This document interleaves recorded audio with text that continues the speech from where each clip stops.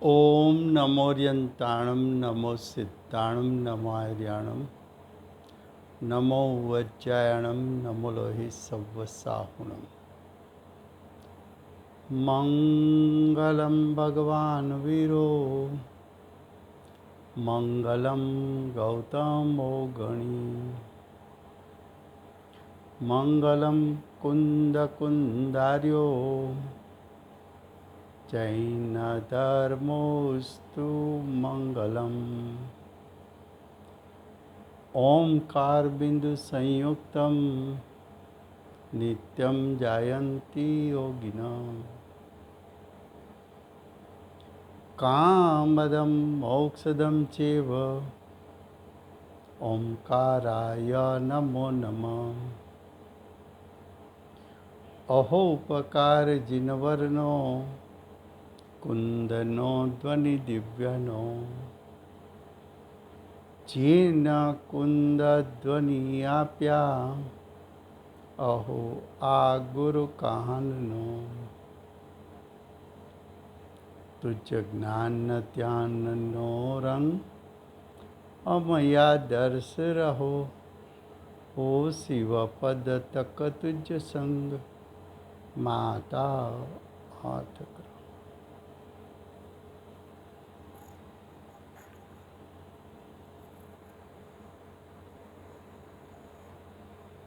आ अष्टपाहु नामनु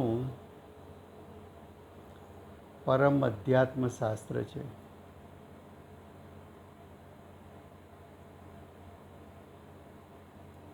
एमां चौथुं पाहुड़ बोध पाहुड़।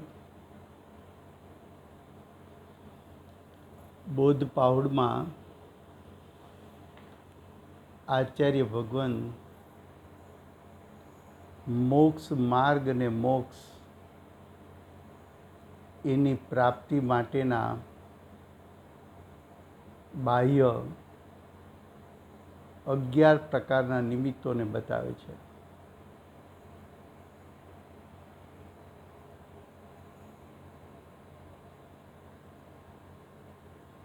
आ बोध पाहुड़ ની પૂર્ણતા સમયે 60મી ગાથામાં આચાર્ય ભગવાન એમનો એટલે કે બૌદ્ધ પાહુડનો ઉપસંહાર કરતા ગાથા 60 ભાવાર્થ અને ભાવાર્થમાં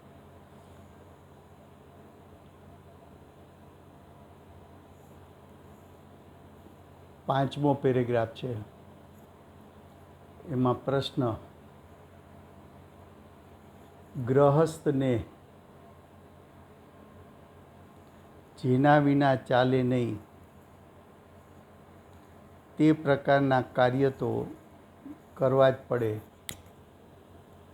અને ધર્મ પદ્ધતિમાં આરંભના કાર્ય કરી પાપ શા માટે મેળવે?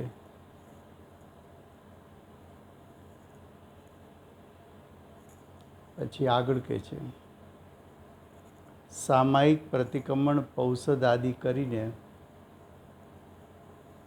પુણ્ય ઉપાર્જન કરે તેને કહે છે કે જો તમે આ પ્રકારે કહો તો અમારા પરિણામ તો આ જાતિના છે નહીં।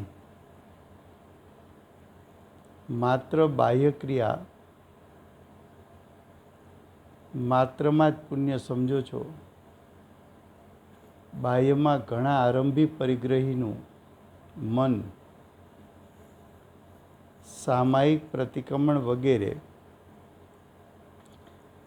નિરારંભ કાર્યમાં વિશેષ રૂપે લાગતું નથી તે અનુભવગમ્ય છે। તમને પોતાના ભાવોનો અનુભવ નથી। કેવળ બાહ્ય સામાયિક આદિ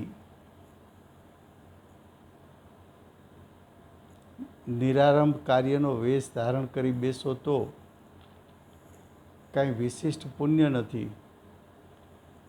શારીરાદિક બાહ્ય વસ્તુ તો જળ છે અને કેવળ જળની ક્રિયાનું ફળ આત્માને મળતું નથી. પોતાના ભાવો જેટલા અંશે છે બાહ્ય ક્રિયામાં લાગે તેટલા અંશે શુભાશુભ ફળ પોતાને મળે છે.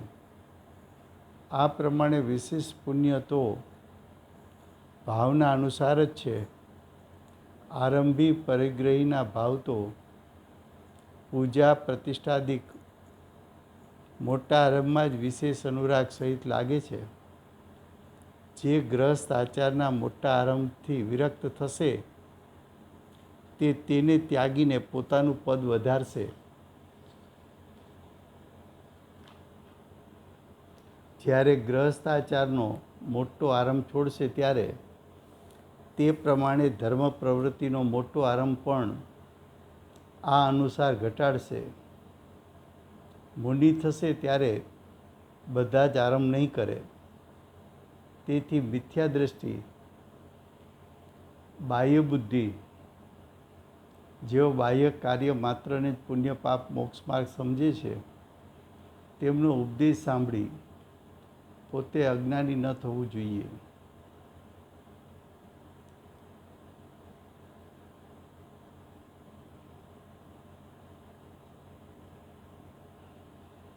હવે કે છે પુણ્ય પાપના બંધમાં શુભાશુભ ભાવો પ્રધાન છે અને પુણ્ય પાપ રહિત મોક્ષ માર્ગ છે. તેમાં સમ્યક દર્શન આદિ આત્મ પરિણામ પ્રધાન છે.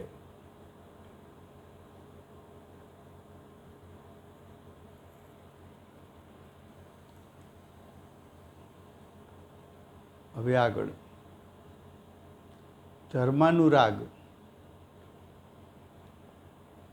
એ બુદ્ધિ સહિત મોક્ષ માર્ગનો સહકારી છે અને આંશિક વિતરાગ ભાવ સહિત ધર્માનુરાગના તીવ્ર મનના ઘણા ભેદો છે.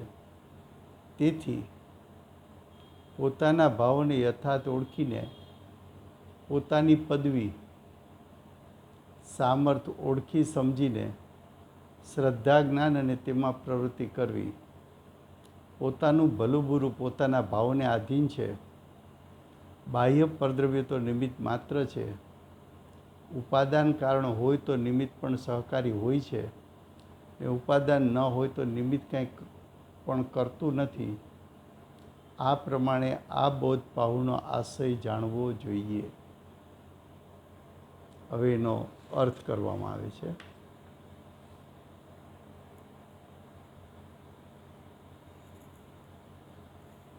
પ્રશ્ન શું છે? ગ્રહસ્થને જેના વિના ચાલે નહીં તે પ્રકારના કાર્ય તો કરવા જ પડે. પંચમ ગુણસ્થાનવર્તી શ્રાવક હોય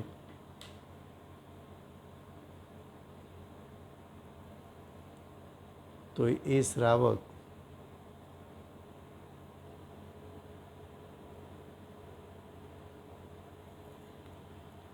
શ્રાવક એને કુટુંબ છે, ઘર છે,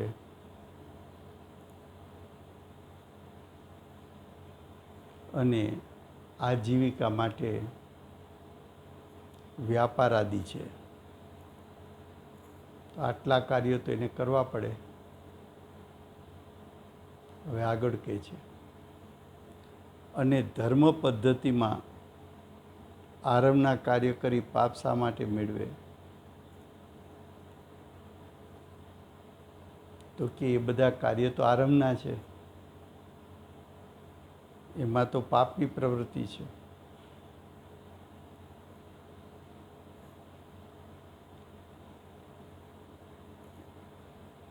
બીજું કે ગ્રહસ્થ કદાચ મંદિર આદિ બનાવે તો પણ એ આરંભનું કાર્ય છે. એમાં પણ કંઈ ને કંઈક પાપ બંધાય છે.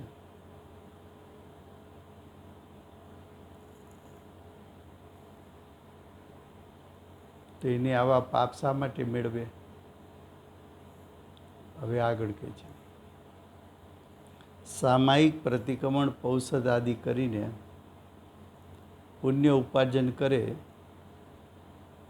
તેને કહે છે કે જો તમે આ પ્રકારે કહો તો તમારા પરિણામ તો આ જાતિના છે નહીં.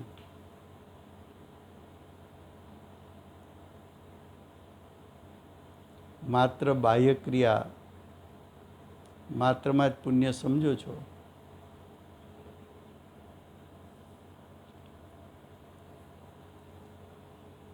બાહ્ય ક્રિયા કરીએ અને પુણ્ય ઉપાર્જન થાય તો કહે છે કે બાહ્યમાં ઘણા આરંભી પરિગ્રહનું મન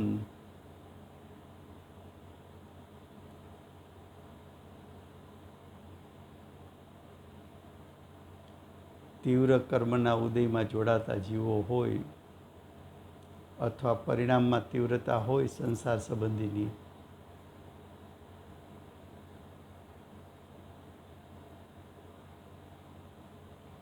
અનેક પ્રકારનો પરિગ્રહ હોય,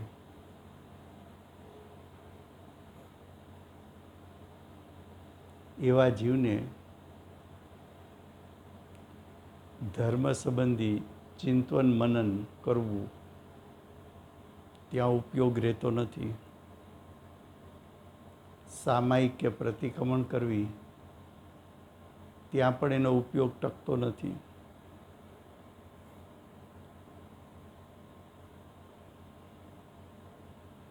આવું તો અનુભવ ગમ્ય છે,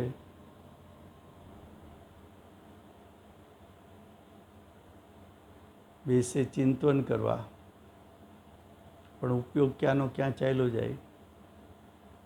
બેસે સામાયિકમાં, પણ ત્યાં ઉપયોગ ટકે નહીં. આવું તો જોવા મળે છે, અનુભવ ગમ્ય છે. હવે આગળ કહે છે, તેમને પોતાના ભાવનો અનુભવ નથી. આત્માની અનુભૂતિ તો છે નહીં. માત્ર બાહ્ય સામાયિક આદિ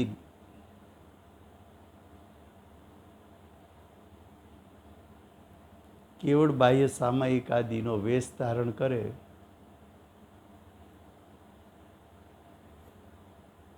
તેનાથી તો કોઈ વિશિષ્ટ પુણ્ય બંધાતું નથી. હવે આગળ કહે છે, શરીરાદિ બાહ્ય વસ્તુ તો જડ છે. આ શરીરની ક્રિયા એ તો અચેતન જળની ક્રિયા છે, ને કેવળ જળની ક્રિયાનું ફળ આત્માને મળતું નથી.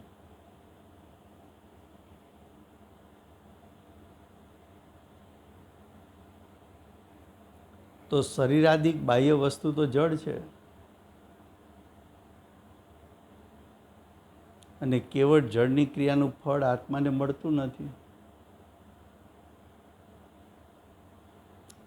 હવે કે છે, પોતાના ભાવો જેટલા અંશે છે બાહ્ય ક્રિયામાં લાગે તેટલા અંશે શુભાશુભ ફળ પોતાને મળે છે.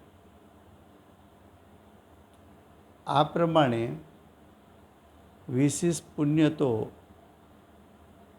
ભાવના અનુસાર જ છે.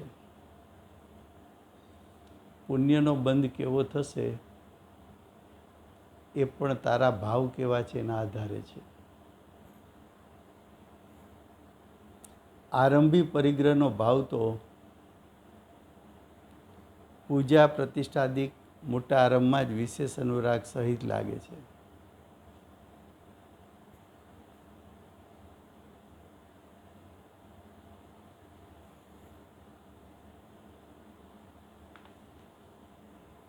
શું કહે છે?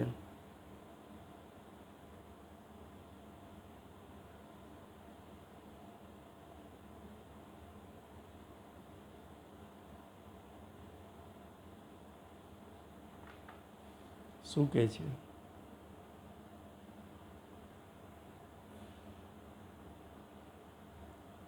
કે સાચો ગ્રહસ્થી હોય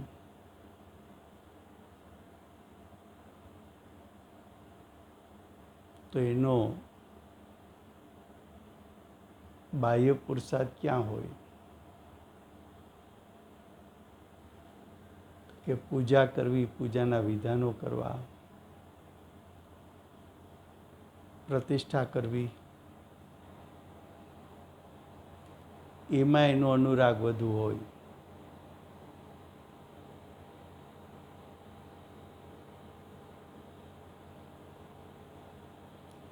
બાહ્યમાં સંસારના જે આરંભના ભાવો છે એનાથી તો ગ્રસ્ત જીવ એ બધા આરંભથી તો વિરક્ત, એટલે છૂટો થઈ ત્યાગ કરી પોતાના પદમાં આગળ વધે છે. હવે કે છે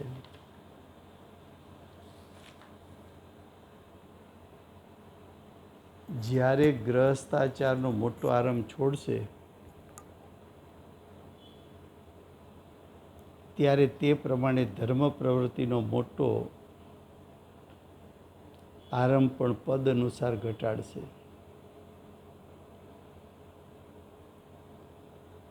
પંચમ ગુણસ્થાન વર્તી સમ્યક દ્રષ્ટિ હોય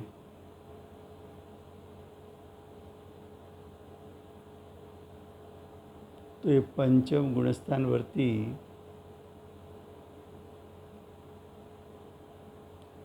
ગૃહસ્થને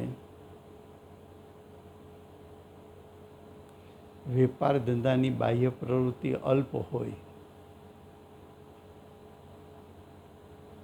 વધારે કઈ પ્રવૃત્તિમાં પ્રવૃત્ત છે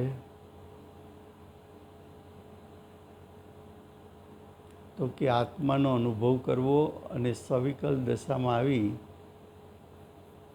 આત્મ સંબંધી ચિંતન મનન કરવું. સવિકલ દશામાં આવી અણુવ્રત, ગુણવ્રત કે શિક્ષાવ્રતનું પાલન કરવું.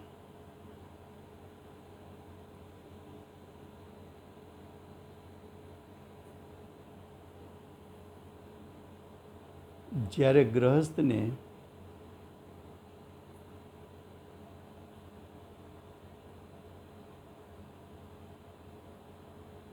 ધર્મ પ્રવૃત્તિનો પણ આરંભ ત્યાગશે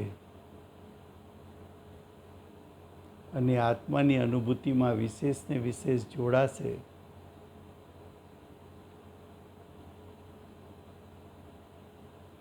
ત્યારે એ મુનિ થશે.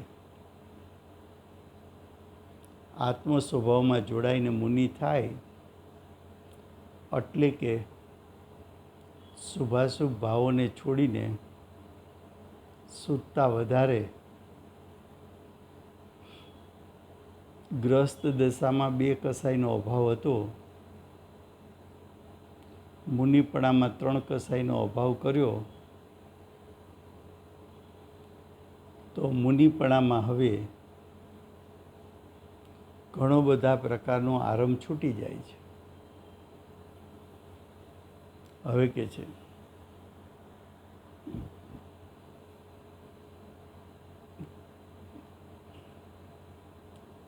જો સમ્યક દ્રષ્ટિ હોય, પંચમ ગુણસ્થાન વર્તી ગ્રહસ્થ હોય અને મુનિ હોય, એ બધાની પ્રવૃત્તિ સમ્યક દર્શન, સમ્યક જ્ઞાન, સમ્યક ચારિત્રપૂર્વક છે. સમ્યક દ્રષ્ટિએ મિથ્યાત્વ સહિત એક કસાઈનો ત્યાગ કર્યો તો એક કસાઈ જેટલી પ્રવૃત્તિ ઘટી ગઈ. ગ્રહસ્થે મિથ્યા દર્શન સહિત 2 કસાઈનો ત્યાગ કર્યો તો મિથ્યાત્વ અને 2 કસાઈ અનુસાર આરંભ પરિગ્રહ છૂટી ગયા. મુનિપણું પ્રાપ્ત કર્યું તો મિથ્યાત્વ સહિત 3 કસાઈનો અભાવ થયો તો એવા જીવને હવે વિશેષ પ્રકારે આરંભ પરિગ્રહનો ત્યાગ થઈ ગયો. તેથી મિથ્યા દ્રષ્ટિ બાહ્ય બુદ્ધિ જેવો બાહ્ય કાર્ય માત્રને જ પુણ્ય પાપ મોક્ષ માર્ગ સમજે છે. તેનો ઉપદેશ સાંભળી પોતે અજ્ઞાની ન થવું જોઈએ. મિથ્યા દ્રષ્ટિ આત્માનો અનુભવ નથી.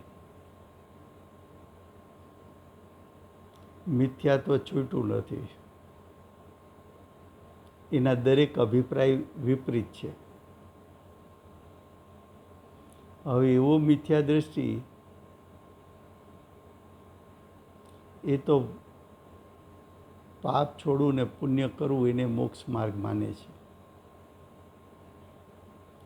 શરીરની ક્રિયા કરવી એને મોક્ષ માર્ગ માને છે. શુભ ભાવ કરવા એને મોક્ષ માર્ગ માને છે. તો કે એવા અજ્ઞાનીનો ઉપદેશ સાંભળવો નહીં. અજ્ઞાનીનો ઉપદેશ સાંભળીને અજ્ઞાની થવું નહીં.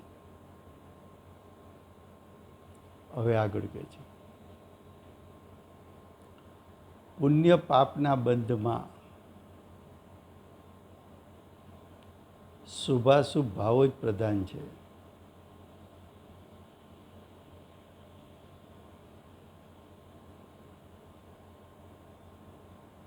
પુણ્ય પાપ રહિત મોક્ષ માર્ગ છે. જો મોક્ષ માર્ગનું સ્વરૂપ શું બતાવ્યું? મોક્ષ માર્ગ શું છે?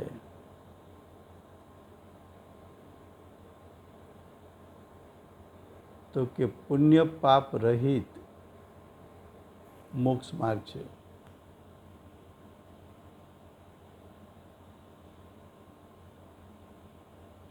મોક્ષ માર્ગમાં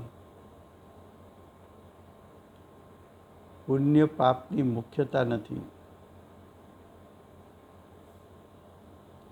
મોક્ષ માર્ગમાં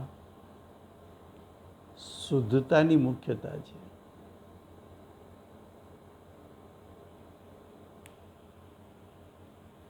હવે કે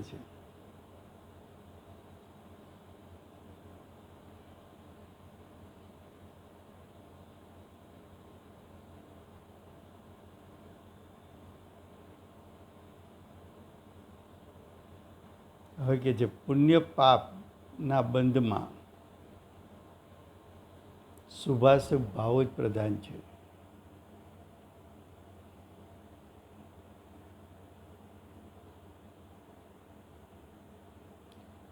અને પુણ્ય પાપ રહિત મોક્ષ માર્ગ છે. તેમાં સમ્યક દર્શન આદિ આત્મ પરિણામ પ્રધાન છે. જ્યાં સુધી સમ્યક દર્શનની પ્રાપ્તિ ન થાય ત્યાં સુધી મોક્ષ માર્ગ શરૂ થતો નથી.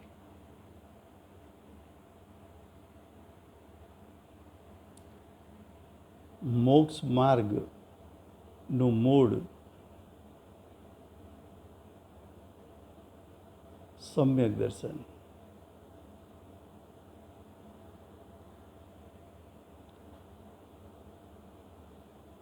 મોક્ષ માર્ગનું ફળ મોક્ષ. તો મોક્ષનું પરંપરા કારણ સમ્યક દર્શન છે.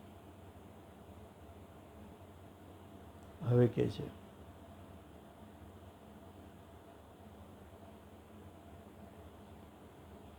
સમ્યક દ્રષ્ટિને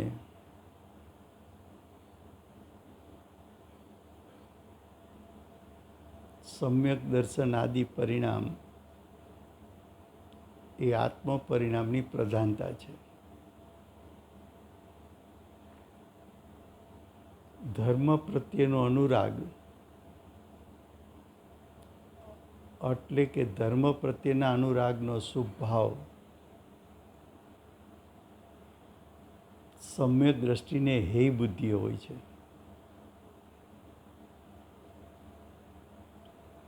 આવો સ્વભાવ મોક્ષ માર્ગમાં સહકારી છે. એટલે કે મોક્ષ માર્ગમાં રહેલો શુભરાગ એ વ્યવહાર મોક્ષ માર્ગ છે. કયો શુભરાગ વ્યવહાર મોક્ષ માર્ગ છે? તો કે સમ્યક દર્શન સાથે જે હોય તે.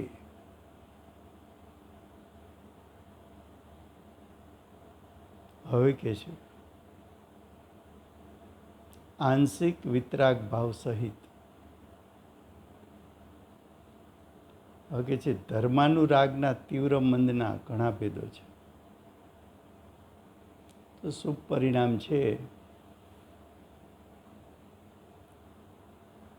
એની પરિપાટી તીવ્રતા મંદની અનંતી છે.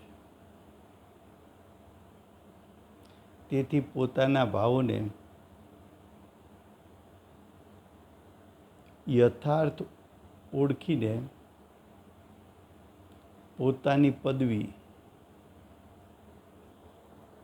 એટલે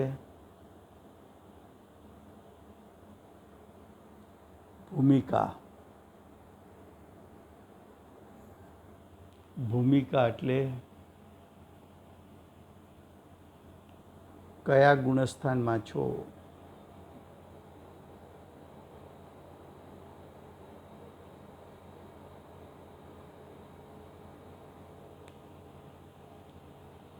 ચોથું ગુણસ્થાન, પાંચમું ગુણસ્થાન, છઠ્ઠું સાતમું ગુણસ્થાન, એને પદવી કેવી છે. હવે કે છે સામર્થ ઓળખી એટલે પોતાના પરિણામને ઓળખી, પોતાના પરિણામમાં કેટલી વિતરાગતા પ્રગટ થઈ છે એને ઓળખી, એને સમજી ને શ્રદ્ધા જ્ઞાન અને તેમાં પ્રવૃત્તિ કરવી.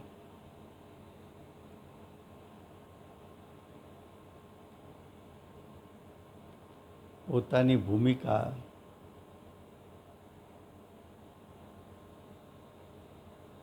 એ પરિણામનું નિરીક્ષણ કરવું, એ પરિણામમાં કેટલી વિતરાગતા છે અને કેટલો કસાય વિદ્યમાન છે, કેટલું વિતરાગતાનું સામર્થ્ય પ્રગટ થયું છે અને હજી કેટલો કસાય પરિણામમાં વિદ્યમાન છે. હવે આગળ કહે છે પોતાનું ભલું બુરું પોતાના ભાવોને આધીન છે. બાહ્ય પરદ્રવ્ય તો નિમિત્ત માત્ર છે. નિમિત્તો તારું ભલું બુરું નહીં કરે. આ 11 પ્રકારના બાહ્ય નિમિત્તો એ ભલું પણ નહીં કરે, બુરું પણ નહીં કરે.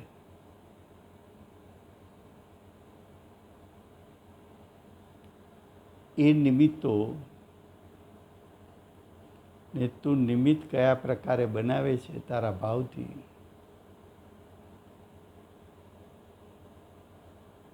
એ તારા ભાવ પ્રમાણે ભલું બુરું થશે. બાહ્ય પરદ્રવ્ય તો નિમિત્ત માત્ર છે.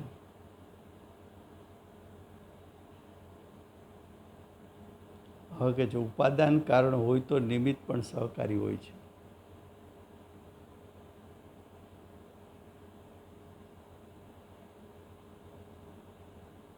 અને ઉપાદાન ન હોય તો નિમિત્ત કાંઈ પણ કરતું નથી. આ પ્રમાણે બોધ પાવનો આશય જાણવો જોઈએ.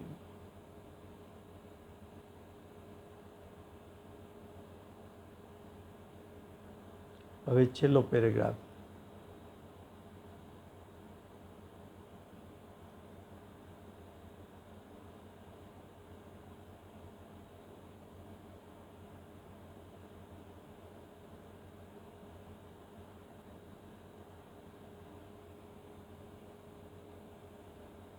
હવે કે છે તેને તેને એટલે 11 પ્રકારના આયતનો, 11 પ્રકારના નિમિત્તો, તેને સારી રીતે સમજીને આયતનાદિક જે પ્રમાણે કહ્યા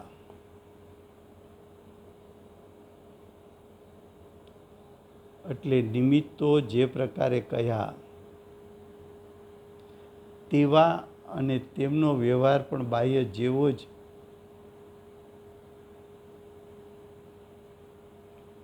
જે નિમિત્ત બતાવ્યા, આયતન કહ્યું, ચૈત્ય ગ્રહ કહ્યું, ચૈત્ય કહ્યું,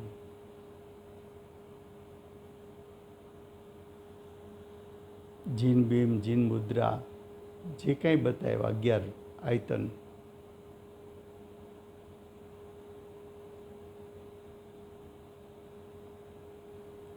તેમનો વ્યવહાર પણ બાહ્ય યથા યોગ્ય હોય તે કરવું.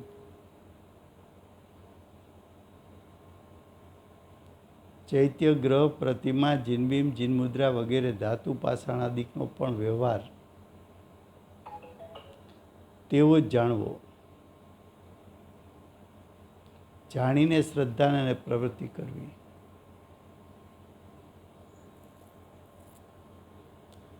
અન્યમતી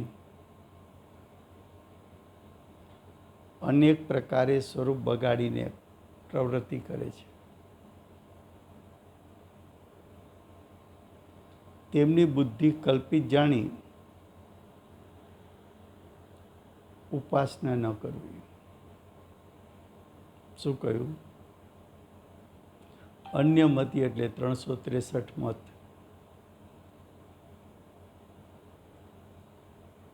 એ 363 મતે આ 11 નિમિત્ત સ્થાનો એનું જેવું સ્વરૂપ હતું એનું સ્વરૂપ વિપરીત કરીને પ્રવૃત્તિ કરે છે. પોતાની બુદ્ધિ કલ્પના પ્રમાણે નિમિત્તો બતાવે છે. માટે 363 પાખંડ મતમાં બતાવેલા નિમિત્તો એની ઉપાસના ન કરવી.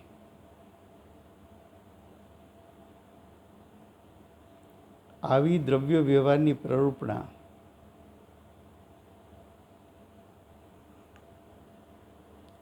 પ્રવજ્યના સ્થળમાં આદિથી બીજી ગાથામાં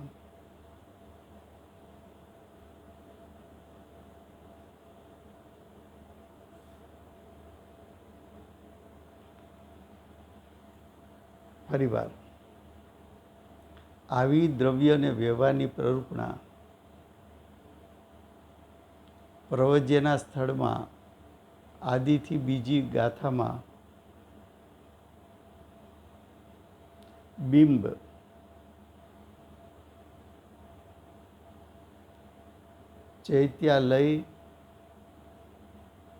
ચૈત્યાલય ત્રિક અને જીન ભવન એ પણ મુનિઓ માટે ધ્યાન કરવા યોગ્ય છે. શું કહ્યું? મુનિઓ ધ્યાન કરવા બેસે ક્યાં? ચૈત્ય ગ્રહ છે, જીન પ્રતિમા છે, જીન બીમ છે, જીન મુદ્રા છે, એની સામે બેસીને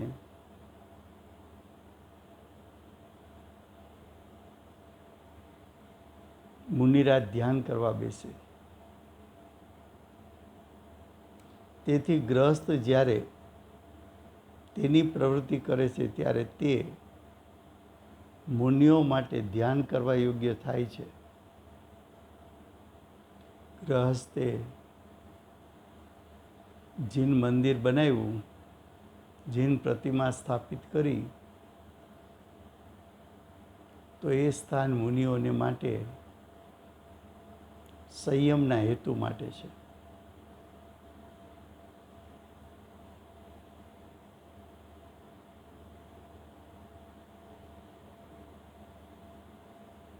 હવે આગળ કહે છે,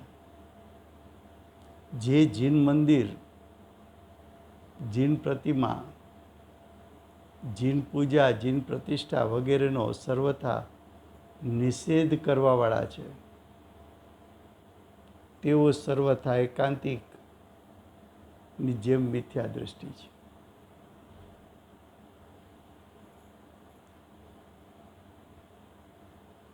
તેમની સંગતિ પણ ન કરવી.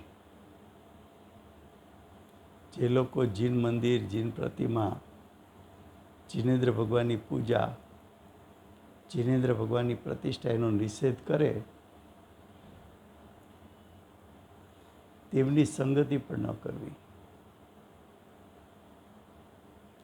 હવે કહે છે મૂલાચાર, પાનું 492, અધ્યાય 10, ગાથા 96 કહ્યું છે કે શ્રદ્ધા ભ્રષ્ટોના સંપર્કની અપેક્ષાએ તો ગ્રહમાં પ્રવેશ કરવો સારો છે, કારણ કે વિવાહમાં મિથ્યાત્વ થતું નથી, પરંતુ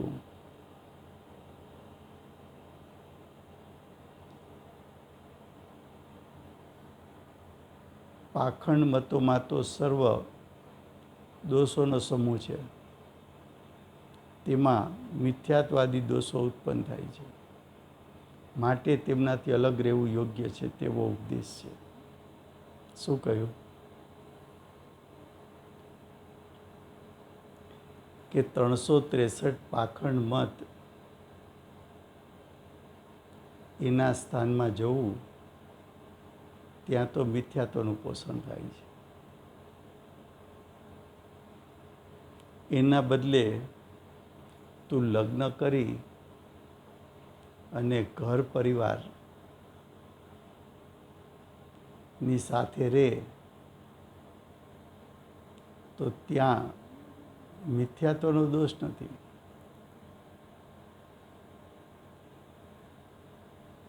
મિથ્યાત્વનો દોષ તો સૌથી મોટો દોષ કીધો. એ મોટો દોષ ક્યારે ઉત્પન્ન થાય? તો કે જ્યારે જીવ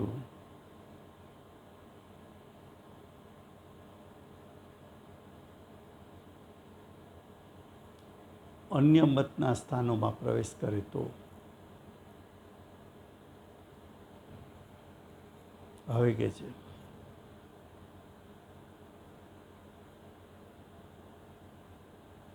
હવે આચાર્ય કહે છે કે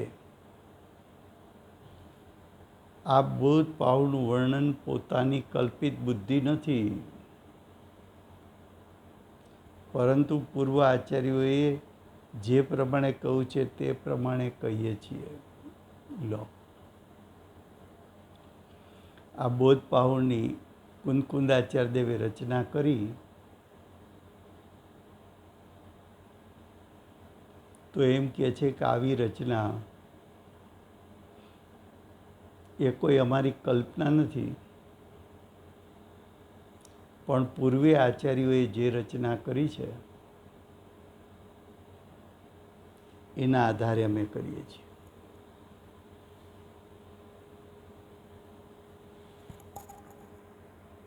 હવે ગાથા 61.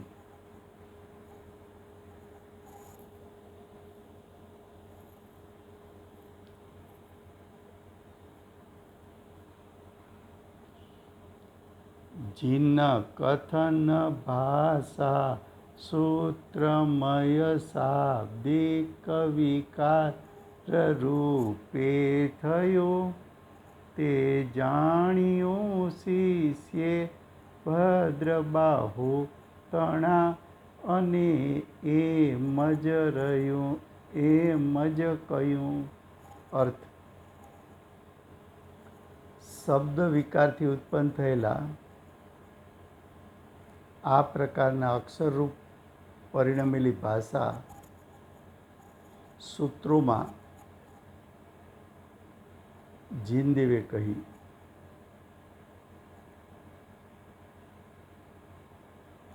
તે જ શ્રવણમાં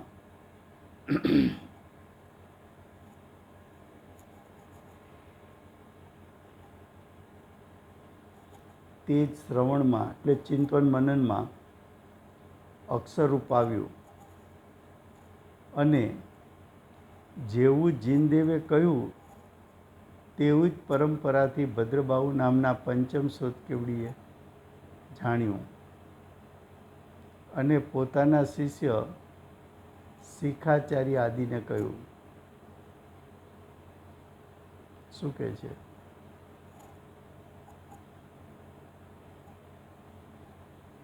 કે આ બોધ પાહુડ જે છે એ ખરેખર તો જીનેન્દ્ર દેવે કહેલો છે.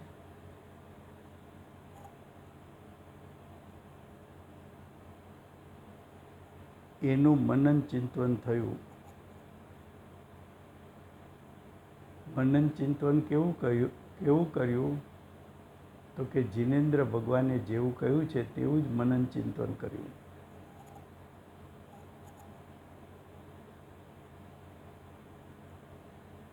હવે કે છે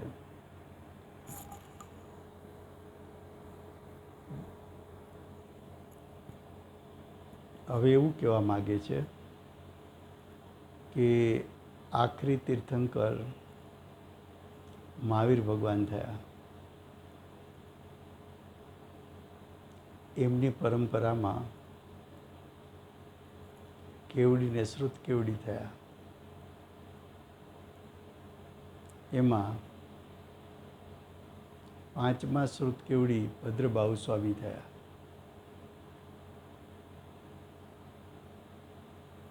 એ શ્રુત કેવડીએ પણ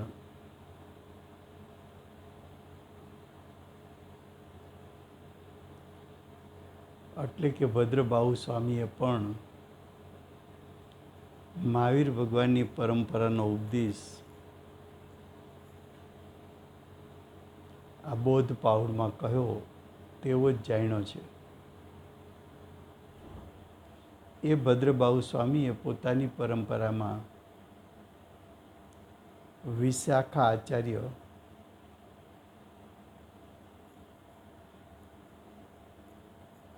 વગેરેને કહ્યું. આ વિશાખા આચાર્યની પરંપરામાં આ ઉપદેશ ચાલ્યો આવ્યો અને કુંદકુંદાચાર્ય દેવે પણ તે જ અર્થ કહ્યો છે. અમારી બુદ્ધિથી કે કલ્પના કરીને કહ્યો નથી. એટલે કુંદકુંદાચાર્ય દેવ કહે છે કે આ કોઈ કાલ્પનિક વાત અમે કરી નથી. અમે આચાર્યોની શાખ આપીને કહીએ છીએ, આગમોની પરંપરાની શાખ આપીને કહીએ છીએ. જીનદેવની પરંપરામાંથી આવેલો ઉપદેશ છે એની શાખ આપીને અમે આ બોધ પાહુડ કહીએ છીએ. હવે આ અધિકારની આખરી ગાથા ભદ્રબાહુ સ્વામીની સ્તુતિરૂપ વચન કહે છે. બોધ પાહુડનો ઉપદેશ છે એ ભદ્રબાહુ સ્વામીની પાસેથી આવ્યો તો એ ભદ્રબાહુ સ્વામીનું ગુણાનુવાદ કરવા, એમના પ્રત્યે ઉપકાર વસ્તા બતાવવા માટે અહીંયા સ્તુતિ રૂપે એક ગાથા કહે છે. હવે સ્તુતિના શબ્દો છે જસ બોધ દ્વાદશ અંગનો 14 પૂર્વ વિસ્તારનો જય હો શ્રુતંદર ભદ્રબાહુ ગમક ગુરુ ભગવાનનો. શું કહે છે?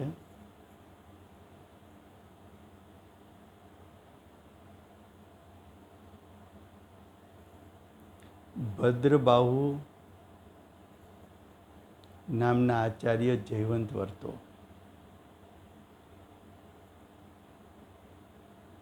તે કેવા છે તો કે જેમને 12 અંગનું વિશેષ જ્ઞાન છે, જેમને 14 પૂર્વનું વિપુલ વિસ્તાર છે,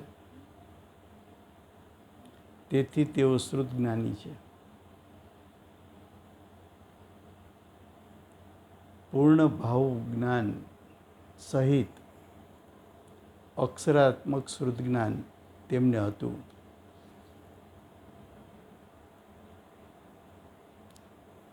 એ ગમક ગુરુ છે. શું કહ્યું?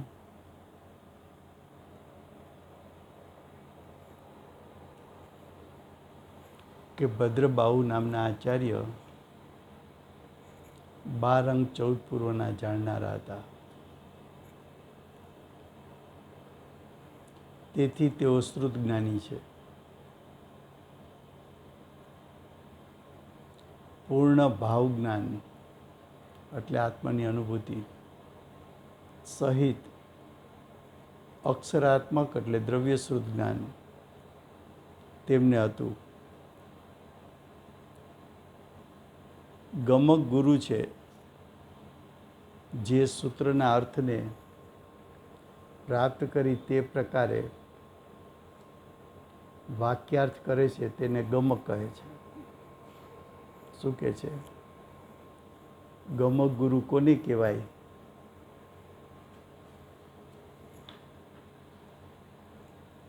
તો કે છે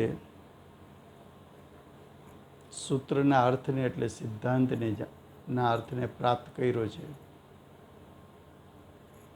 અને તે જ પ્રકારે વાક્ય રચના એટલે દ્રવ્ય શ્રુતની રચના કરે છે.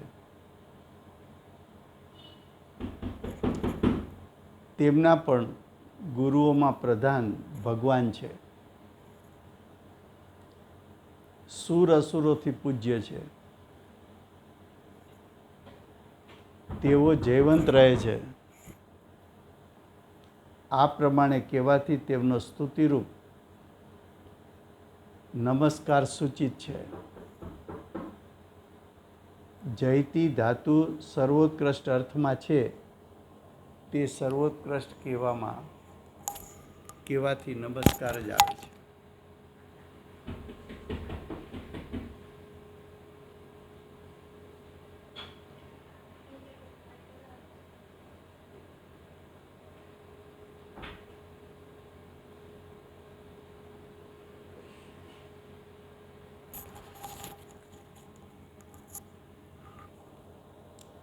હવે ભાવાર્થ. ભદ્રબાહુ પંચમ શ્રુત કેવડી થયા?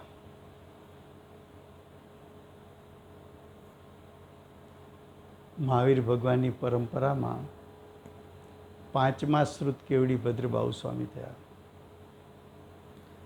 તેમની પરંપરાથી શાસ્ત્રોનો અર્થ જાણી આ બોધ પાવડ ગ્રંથ રચવામાં આવ્યો છે. તેથી તેમને આચાર્ય દેવે અંતિમ મંગળરૂપ સ્તુતિ નમસ્કાર કર્યા છે. આ પ્રમાણે બોધ પાહુડ અહીંયા સમાપ્ત થયું. હવે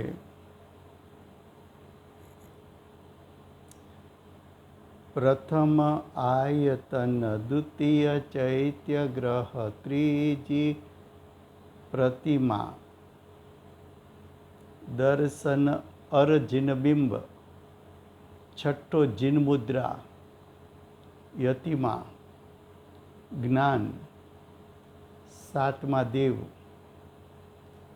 8મું 9મું તીરથ, 10મું અરહંત ને 11મું દીક્ષા, શ્રીપથ. હવે કે છે ઇમ પરમારથ મુનિરૂપ સતી अन्य भेष सब निंद्य है, व्यवहार धातु पाषाणमय, आकृति इनकी वंद्य है. શું કહે છે? આ 11 મેં કહ્યા એ સાચા નિમિત્તો છે. એ સિવાયના બધા વેશ,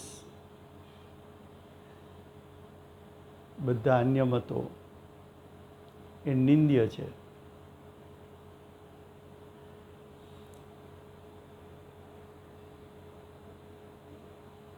જે 11 નિમિત્તો બતાવ્યા એની આકૃતિ એટલે પ્રતિમાઓ વાદી એ વંદનિક છે.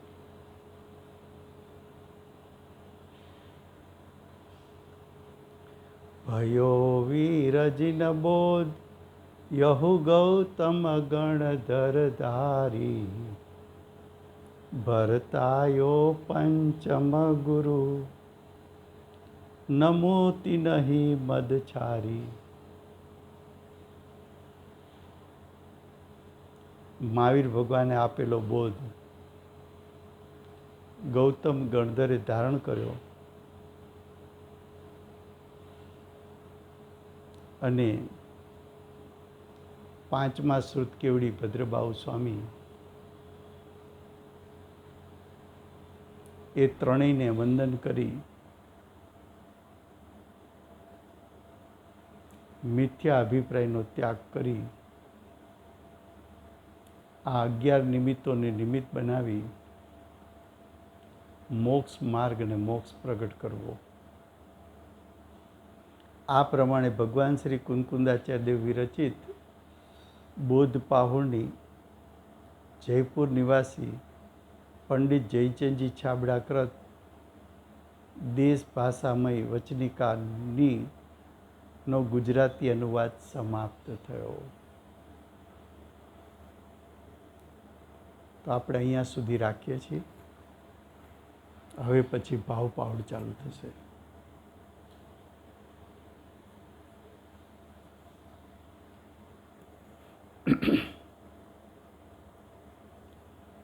મોક્ષ માર્ગ અને મોક્ષ પ્રાપ્તિના નિમિત્તરૂપ શ્રી સિમંદર ભગવાનનો જય હો. મોક્ષ માર્ગ અને મોક્ષની પ્રાપ્તિમાં નિમિત્તભૂત હાલતા ચાલતા સિદ્ધ શ્રી કુંકુંદાચાર્ય દેવનો જય હો. વર્તમાન કાળે સમ્યક દર્શન પ્રાપ્તિના ઉત્કૃષ્ટ નિમિત્ત પરમ પૂજ્ય સદગુરુદેવ પ્રસમમૂર્તિ ભગવતી માત એમનો જય હો. અષ્ટ જીનવાણી માતનો જય હો. દિગંબર જૈન ધર્મનો જય હો.